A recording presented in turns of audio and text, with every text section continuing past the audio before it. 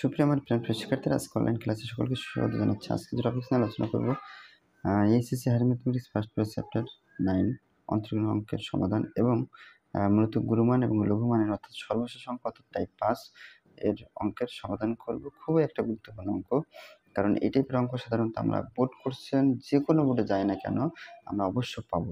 যে কোনো বোর্ডে, বাংলাদেশের যে কোনো বোর্ডে যায় না কেন আমরা একটা না একটা অবশ্য পাবো যে কোনো বছর।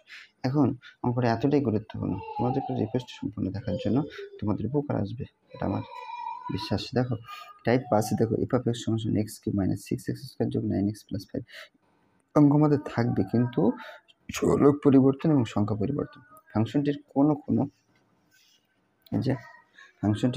কোন ব্যবধিতে বৃদ্ধি বা হ্রাস পায় তা নির্ণয় করো। খুবই গুরুত্বপূর্ণ একটা অঙ্ক। দেখো f of x সমান আমাদের ধরা ছিল, আমরা কিন্তু ধরি নাই। এবার বলছিলাম এই অঙ্কের নিয়ম হচ্ছে পরবার দুইবার ডিফারেন্সিয়াল করতে হবে। আমরা একবার করছি মাথায় ড্যাশ দিয়ে, আবার ডাবল ড্যাশ করছি। এই ডিফারেন্সিয়াল আমরা প্রত্যেকেই শিক্ষার্থীরাই জানি কিভাবে। পাওয়ার এবং সামনের মান গুণ হয়, 3 1 কে 3, পাওয়ার 1 করে কমে মানে 1 বিয়োগ হয়, x এখানে 3টা ছিল এখানে 2টা, মাইনাস 6 2 12, x 2টা ছিল 1টা, এখানে যদি গুণ করি 9 বসে গেল। x এর তো কোনো ভ্যালু নেই কেন এখানে, কারণ এখানে যদি আমরা করি x কে সব মানে x কে যদি আমরা ডিফারেন্সিয়াল করি শুধু একটা x কে, তার মানে 1 আমরা আগে দেখেছি। আর 5 তো করা যায় না কারণ এর সাথে কোনো চলক নেই। সেম ভাবে যদি যাই 3 2 6x, এখানে 12 বসে যাবে, x এর কোনো কাজ করবে না, শুধু x কে করলে 1 হয়, 1 লেখার কোনো যৌক্তিক নেই। এখন প্রশ্ন মতে প্রথম যে মানটা এটুকুটা আমরা 0 ধরবো, সেম ভাবে মানটা বসালাম, 0 লিখলাম। এখন 3 দিয়ে সবাইকে ভাগ করবো, ভাগ করলে x স্কয়ার থাকে, 3 দিয়ে ভাগ করলে 3 4 12, 3 3 9। ওই কমন না, যেটাকে বলে কমন যদি এখানে নেই একটা লাইন বেশি লিখতে হবে, তোমরা চাইবা একটা লাইন শর্ট করার জন্য। এখন আমাদের উৎপাদক করতে মিডিয়াম ব্রেক, দৃঢ় বিশ্বাস তোমরা পারো, যদি না পেরে থাকো টাইপ 1 উৎপাদক আমি কিন্তু ক্যালকুলেটরের মাধ্যমে দেখা যাচ্ছে, তোমরা দেখে আসবা। এখান থেকে করছি দেখো 3 ভাঙায় ওই 4 বানাতে হবে, 3 1 কে 3। এখন এই দুইটার ভিতরে কমন কি যায়, x * x - 3, সেম ভাবে এই দুইটা মান লিখবা। এটা করলে 0 আমরা এই পর্যন্ত অবশ্য পারবো। এখন হচ্ছে আমাদের কথা, ব্যবধি যখন যাব এখন আমরা কাজ করতে হবে যে দুইটা মান পেয়েছি, একটা 1 একটা 3 লিখেছি। দেখো মান দুইটি বাস্তব সংখ্যাকে বাস্তব সংখ্যার ভিতরে, তাই না, কোন ব্যবধিতে ভাগ করে। বন্ধুরা এই টাইপের অঙ্ক যদি কখনো আসে একটু ব্রেনটা রাখবা, চলকের নাম কি x, তাহলে আগে x লিখবা, এই লেস দ্যান চিহ্ন দেবা সব ক্ষেত্রে। এখানে দেখো কোন মানটা ছোট, যে মান ছোট সেটা আগে লিখবা। আবার দেখো 1 লিখছি মানে ছোট মান, আবার লেস দ্যান দিবা, চলকটা লিখবা x, আবার লেস দ্যান দিয়ে পরের সংখ্যার নাম কি 3। প্রতিটা অঙ্কের কিন্তু একই নিয়ম বন্ধুরা, আবার বলে যাচ্ছি। এরপর এখানে আমরা কি ছিল, ছোট মান দিক ঘোরানোর ছিল, এবার কিন্তু 3 থেকে মানটা বড় হবে। তোমরা শর্টকাট বুদ্ধি অনেক কিছু, অনেকে বিভিন্ন রকম বিভিন্ন জিনিস যাবে, এক কথা যদি এটুকু তোমরা বুঝতে পারো আর টেকনিক শিখতে পারো, এক কথায় তোমাদের জন্য শেষ। আবার বলছি x লিখবা, লেস দ্যান দিয়ে সবসময় 1 লিখবা মানে ছোট সংখ্যা, আবার ছোট সংখ্যা less than x, less than বড় সংখ্যা, এবং x গ্রেটার দ্যান দিয়ে এটা যদি আমাদের লেস দ্যান হয় আবার গ্রেটার দ্যান, সহজ বুদ্ধি ব্যবধিকে বিভক্ত করে। এবার লিখবা, একবার এটাকে লিখে নিবা, একবার দ্বিতীয়টা লিখবা, এটা লিখবা, লেখার পরে ব্যবধি কথা লিখে নিবা।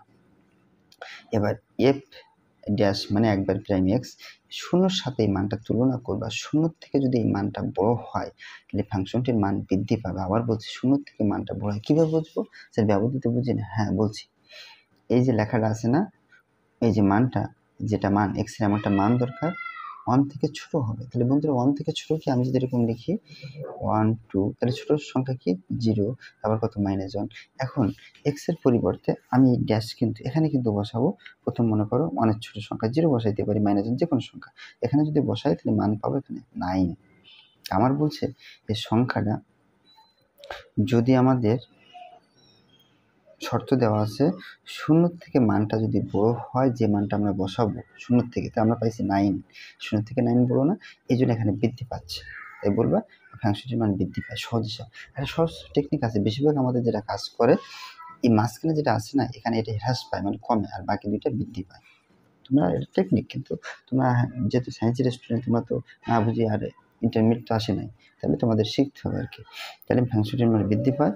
এটা যদি আমরা যাই সেমভাবে, দেখো x এর এমন মান দরকার 1 থেকে বড়, তাহলে 1 থেকে বড় নাম কি, 1 থেকে বড় সংখ্যা কত বলো 2, আর 3 থেকে ছোট কি 2, তাহলে 2 যদি আমরা বসাই, কত বসাবো এখানে বসাই, কত বলো তো, এরকম বসাবো 3 × 2 এর মাথায় টু মাইনাস 12 ইন্টু 2 যোগ 9, দেখো তো কত হয়, 2 2 4, 3 4 12, আর 12 2 24 যোগ কত 9, 12 9 কত 21, 21 24 বিয়োগ করলে মাইনাস কত হবে বলতো 21, তাহলে এখানে 3, শূন্যের সাথে তুলনা করো। আমার শর্ত ছিল যদি কিনা শূন্য থেকে মানটা বড় হয়, শূন্য থেকে মানটা বড় হয় তাহলে এখান থেকে মান বৃদ্ধি পাবে। শূন্য থেকে মানটা তো বন্ধুরা বড় হয়নি, শূন্য পড়েছে, তাহলে এখানে বৃদ্ধি পাবে না, এখানে কমবে, যেটাকে বলে হ্রাস পাবে। দেখো হ্রাস পাবে, দেখো হ্রাস পেয়েছে। সেম ভাবে এখানে দেখো এক্স এর একটা মান দেখো 3 থেকে বড়, তাহলে 3 থেকে বড় কি 4 5, যে কোনো একটা সংখ্যা বসাও 4, 4 যদি এখানে বসায় তাহলে এখানে দেখো খেয়াল করো 3 ইন্টু 4 স্কোয়ার মাইনাস 12 ইন্টু 4 যোগ 9, ক্যালকুলেটর ব্যবহার করবা, 4 4 16, 3 16 48, আর 4 12 48, বাদ গেল, দেখছো তাহলে এখানে 9 থাকে, তাহলে শূন্যের সাথে তুলনা করলে কত 9 বড় না, তাহলে এটা বৃদ্ধি পাচ্ছে। এই আমাদের শর্তগুলো একটু মেনে চলছে, কিন্তু একটু খেয়াল করবা, অঙ্কগুলো একেবারে সহজ। এই ছিল বন্ধুরা আজকে ভিডিওটা যদি বিন্দুমাত্র উপকার আসে কাজে লাগে তাহলে লাইক কমেন্ট শেয়ার করতে ভুলবেন না, সাবস্ক্রাইব তো অবশ্যই করবে। ধন্যবাদ সকলকে, নেক্সট ভিডিও।